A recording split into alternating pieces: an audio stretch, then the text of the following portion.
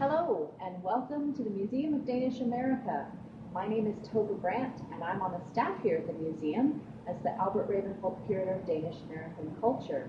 Today, we're going to take a virtual tour of the art exhibition, The Whimsical World of Bjørn Wiinblad. And that might be a familiar name to some of you. He was a very prolific artist through a very long career, based in Denmark, but really active throughout the world. And he was very collectible as well. He did some of his works for mass production. For example, the series of 12 calendar plates, one for each month of the year. And these were widely produced, widely collected, and it tells through the 12 plates the story of a couple who meet and fall in love and start a family. But he also did very specific pieces, unique pieces, and in a lot of different media.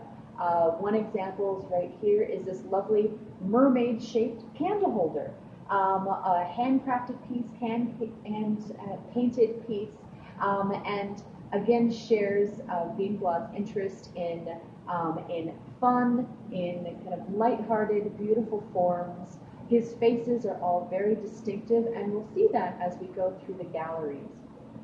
This exhibition is based on a larger retrospective show that was done by the Arken Museum of Contemporary Art in Denmark. And we were very pleased to work with Arken to adapt their exhibition and research and catalog to an American audience and then make it available both to our visitors and to other museum communities across the United States. So we're very glad to welcome you as part of our virtual visitors. And remember that as we go through the gallery, you can move your own device and see different walls of the galleries throughout while we keep talking about the artist and his work. So we'll move on next to the next main gallery.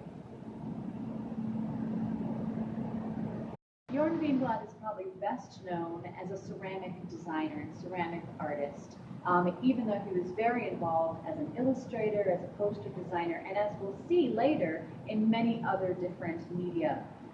But here we have a good selection of the kinds of ceramics that he's best known for. Early in his career, as he was beginning to get well known, he became associated with the German porcelain manufacturer Rosenthal. And Rosenthal offered the opportunity for him to design really in wonderful, bright, bold palettes and very delicate forms. He made very well-known table settings, such as a table setting based on the Mozart opera The Magic Flute. He made some kind of modern-inspired designs, but also these examples of both kind of the Oriental style, inspired by the 1001 Nights, Arabian Nights, and also an annual series of Christmas plates with these bright reds, bright greens, blues, and golds. This became a real hallmark of Wiinblad's work, especially for the Rosenthal factory. In this case, we have examples of some of the handwork that was accomplished at Wiinblad's home studio in Denmark. It was his home and workspace and called the Blue House. And within the Blue House, he did a lot of his work and design, but also hired assistants that were often called the painter girls. And so all of these pieces would have been based on Bjørn Wiinblad's own designs and forms, but sometimes the actual painting of pieces was then delegated to his staff there at the Blue House. So all of these, you can see this little cream pitcher has the same type of almond-shaped eyes, triangle nose that we see in so many of his works. And this piece, this large blue and white platter, was hand-painted and signed by Bjørn Wiinblad. So we know that this really was a piece that was a special commission that he executed himself. In this next case, we see more examples of the mass production of very collectible works, decorative works. Again, a series of the 12 calendar plates, this time in red design on the white plaques, but also part of seasonal things. The 4 plates that together represent the 4 seasons. Wiinblad was very interested in kind of cyclical series, whether it's the 4 directions, north, south, east, west, or whether it's the 4 seasons or the 12 months. These were ideas and patterns that he returned to again and again in his work. And his figures often inhabit this kind of nostalgic, timeless place, maybe turn of the century, but they have a joy about them that makes them kind of continually appealing and kind of endlessly appropriate for today as well as the past several decades. We really get into Bjørn Wiinblad's whimsy when we see this trio of candle holders.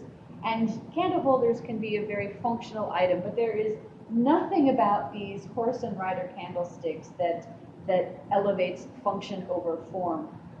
These would be just wonderfully fun on a lavish banquet table. You can imagine the large candle holder having 3 major candles from his head and from his hands, and flanked by the smaller pieces here.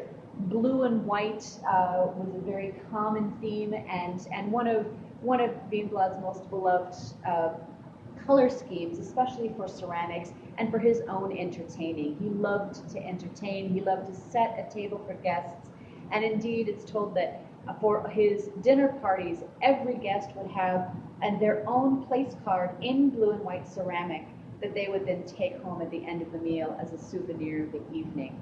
So I can imagine very easily that these could have adorned Wiinblad's personal table very well. If we go around to this last case of ceramics here, we have one of the table settings designed in a more kind of modern and for Wiinblad very minimalist design that he did for the Rosenthal Company again.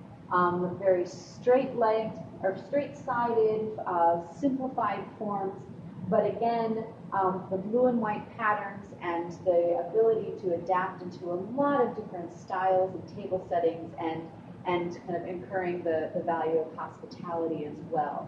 So this pattern may be a departure from some of Wiinblad's lavish decorative pieces, but also part of his well-known work. We'll go on to the other part of the gallery and take a look at some of the non-ceramic pieces that illustrate other aspects of his career.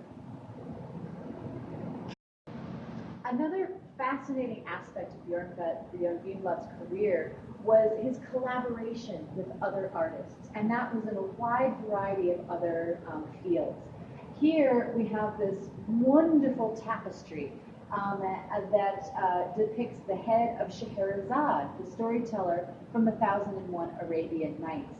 And Wiinblad returned to the Arabian Nights over and over again in his career, fascinated by the images and the exotic landscape that it described, and just the wealth of stories that it would provide.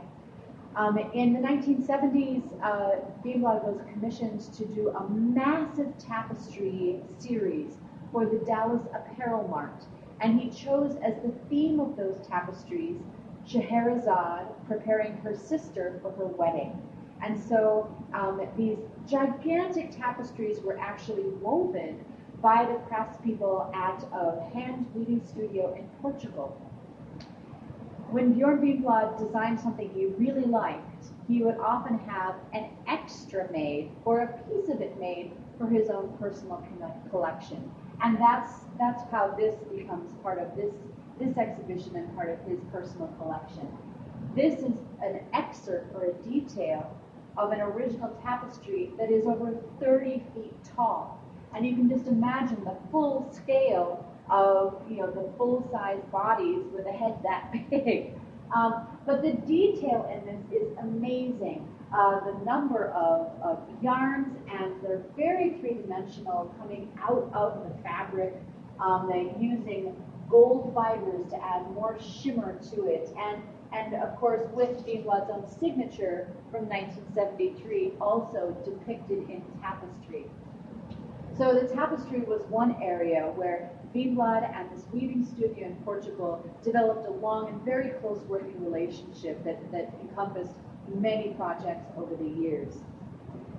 The theater world was another area of frequent collaboration, and Wiinblad wrote that he really enjoyed the challenge of working in the theater, whether it was for stage plays or ballet, or for the stages at Tivoli in Copenhagen.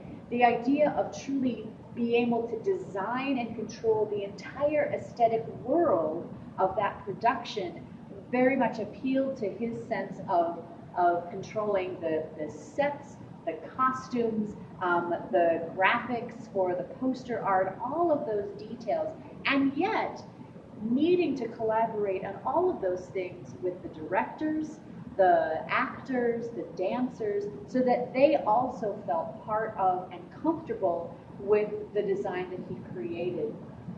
He wrote that in working with the theater, you had to collaborate and sometimes compromise your own artistic vision